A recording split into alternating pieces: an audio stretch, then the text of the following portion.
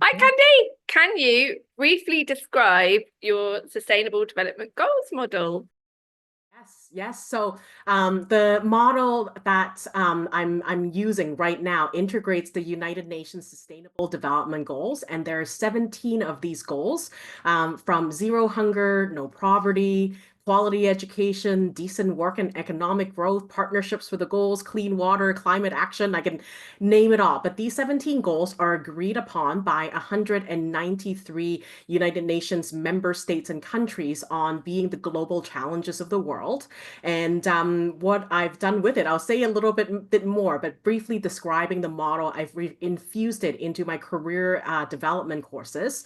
And I use the goals as a framework to help my students or individuals and clients that I serve identify, what are their personal values? What do they believe in?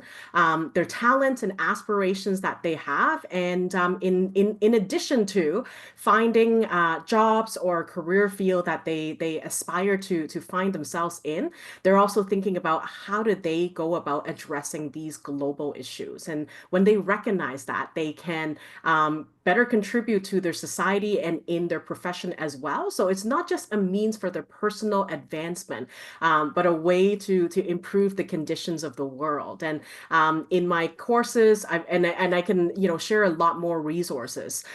This is done through reflective exercises, so mapping personal strengths to the SDGs, to creating mission statements, to researching real world organizations that are living and breathing the advancement of these goals, and then conducting information interviews with people that are living your possible futures and how they're advancing the SDGs. So I feel like we're only just at the beginning of building this model. I invite fellow CDPs to join me on their journey, and a lot of people, including yourself, Ruth, have been experimenting with that as well. So really excited to share more about how this model can contribute to career development practices.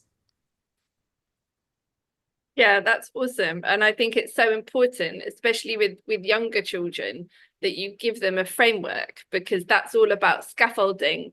And if they don't have that scaffolding, you're giving them this empty space. But actually using the SDGs has been absolutely fantastic to give students that, right, this is what I can think about, which I think is brilliant. It was the challenge your model was trying to solve. Yeah. And I think it certainly addressed two major challenges. So maybe I'll backtrack with the story. When I was, before I learned about the UN Sustainable Development Goals, I was teaching the same career class. I have students that come in and they tell me things like, oh, I'm using this capstone course because I need to apply for med school. I need to find my first full-time job. So these are all great goals. However, these are very individual goals, which is, what we try to achieve in the course.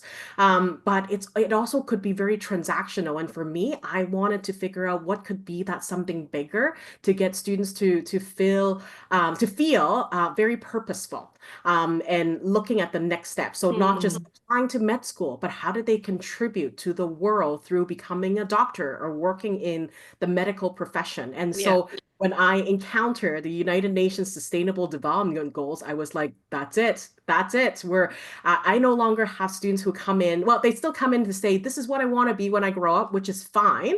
But after the first lesson, I think we switched their thinking upside down and getting them to think about, you know what, I would like to contribute to clean water and sanitation. I want to contribute to peace, justice, and strong institutions.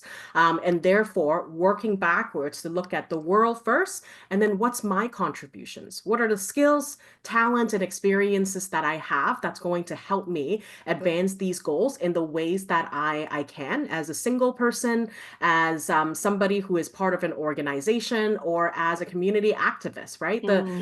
world is full Yeah. of abilities for them, and it's up for them to dream up. So yeah, that's the challenge that I wanted to expand. I think it's so true. It's kind of thinking about when you tell students, it's not about what job you're going to have, it's about who you want to become. And it's like yes, the job might be a doctor, but who is it you're going to become? How is that? Is it going to be flying doctors in Africa? Is it going to be a rural doctor in Australia? You know, is it going to be somebody in the territories? Is it going to be somebody in an inner city? And I think that to me is that missing link. Yes, okay, doctor, but what SDG is that going to be? But within that, what difference, what impact do you want to make? So I think it's a really good way of them to get to think about their contributions to the community they want to work in, and also the wider world, you know. What impact do you feel your model has, and which demographic do you feel it's most suited to? Yeah, well, I've seen the model cultivate a deeper sense of purpose and motivation amongst anybody that I've talked about it with, and I have taught this model with fellow CDPs as well who work in a different population than me, because I work primarily in post-secondary education with senior students as well. So I've seen it done with first-year students in orientation. I've seen it done with seniors that are 50 plus and older that are thinking about the next leg of their Yeah, journey.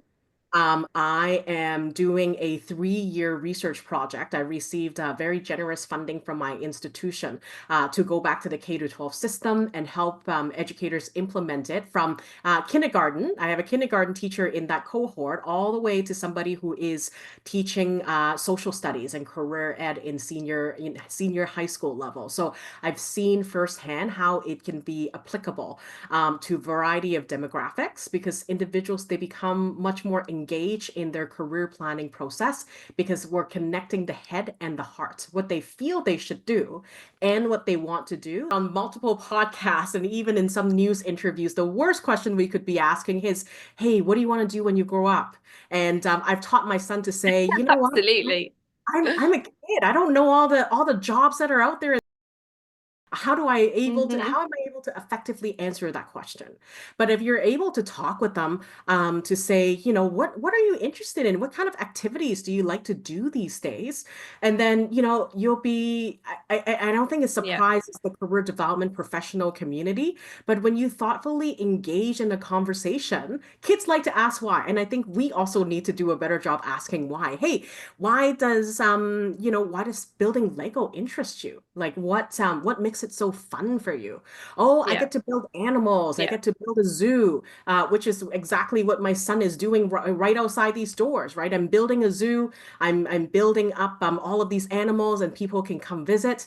There is a clear interest between animal welfare, for instance. So what would that look like for them? And I may not be using, the 17 SDGs per se, but I might be using language based by the 17 SDGs, and say, you know what, that's for me, that's life on land or even life below water. What does that say about youth participation? And then helping guide them through that. And I see it as ongoing conversations. And as CDPs, we already know it's never too early to start to have those career conversations. And Yeah. on the other side, if you're talking to folks that are 55 plus, to have a conversation first about their life story. Where are they at?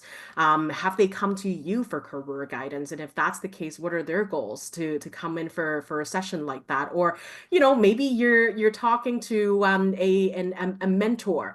You're talking to maybe a grandparent or so, somebody who is moving towards retirement and are thinking about that. So like, what do they look forward to as they move towards that next phase in their life? And a Mm, lot of them, goes back to, maybe I don't want to leave my profession. I've spent, decades building up my reputation, building up my professional identity. So how do I transition in such a way that's going to help me keep my identity, keep my sense of pride, and allow me to find my purpose in a new way? And I think SDGs come yeah. in again in terms of maybe even civic engagement, maybe as they transition to be alumni of their organization, in which they can go back and work Mm, part-time, be a contractor, be a mentor to those who come behind them, right? There's so many ways to start those conversations. The impact that I think my model has, it helps students or clients increase their self-awareness, clarifying their values, their strengths, their contributions that they yeah. can world, and really like their ultimate why. in working for their mission statement, I see that quite clearly. And I think it expands the awareness of the diverse professional paths and opportunities that are ahead of them. So going back to that doctor example, like they come in and they said, I want to apply for medical school. And then later on in the semester, there is, thinking around, you know what? I know that med school is very competitive. In the case that I don't get in and I'm going to try again, here are some of the other ways that I am still going to be able to contribute to good health and well-being. So getting that, deeper level of thinking. And then, of course, ultimately, it also promotes a sense of social responsibility and global citizenship as well. Yeah, I think that's awesome, thinking about continuing whatever it is they're doing as mentorship, because obviously as I work with the younger age group, we do talk about mentors quite a lot. And at the recent conference we had with South Africa and the Middle East, they were talking about how important it was to link women, young women entering the workplace for the first time, with older women in the workplace, because in Africa it's still such a difficult place to navigate for young women. So I think mentorship is so important. No matter what SDG you're interested in, you can mentor others to have an effect on life on land or under the sea, or health and well-being. I think that's an excellent point for our older generation, especially as I am now approaching the older generation time. Or how can you suggest that educators and career professionals could measure the impact of your model to be able to advocate for this to be included in schools? Yeah, great question. I am a big fan of pre and post assessment. So, before the course or before the intervention, measure things like their level of understanding of the SDGs, their career aspiration, and then the level of clarity. Like, do they know with the aspirations that they have, how clear do they know that they're going to get there? So clarity of their goals and how to get there, awareness of global challenges and the SDGs and how it connects back to their professional pursuits and career development. And then something that's more internal, I would look at the sense of personal purpose and their motivation, along with do they believe that within their ecosystem, they have the competence and the confidence to reach their goals, and what does that look like? So Yeah. doing in post, Mm-hmm. very simple, Likert scale, do I agree or disagree with these statements? And I think if you're able to identify what are some of the core competencies and skills that your career education curricula can incorporate, being able to test on that, things like critical thinking, systems thinking, collaboration, and self-awareness. I'm identifying these because they are also aligned with competencies for education for sustainable development. So there's already overlaps. I have taught this course, the SDG Infused course, since 2019. It's 6 years. So I have gathered 6 years, and I've kept in touch really quite well with students, right? So being able to look them up and say, hey, you've Yeah. taken from me 6 years ago. Like, do you still remember the SDGs? Are you still using it to some extent? Yeah. And hear from you and something like that, right? So there's so much we can gather in terms of evidence, and to go back and say, you know what, currently career education isn't a core part of the curriculum, and here's why we need to make it Yeah, so. absolutely. I think that longevity study is so important. Yeah. Knowing what students are doing in the future. And I think one of the core career competencies is always curiosity. And I think doing the SDGs, it just gives them that curiosity into the world, which they, as you say, they can use at 5 and they can use at 55.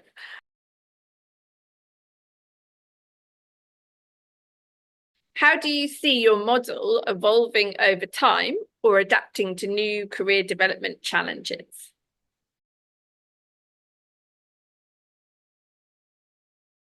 Ah, well, the SDGs currently, as it stands, is will expire at in 2030, because we call the current decade that we're in Yes. decade of action.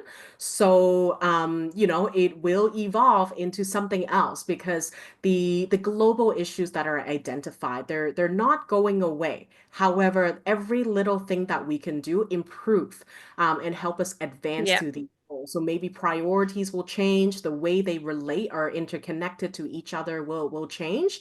And so it will change the model as a result as we continue to identify what are the key priorities that our globe needs to address. The World Economic Forum, for instance, they Mm-hmm. Mm-hmm. the top 10 risk of the world every single year, where they looked at, this is within the next 2 years, these are the risk. Within the next 10 years, these are the risk as well. So that's a report that I make my class read every semester on like, how do Yeah. we this like what has changed between the 2 and the 10 year gap.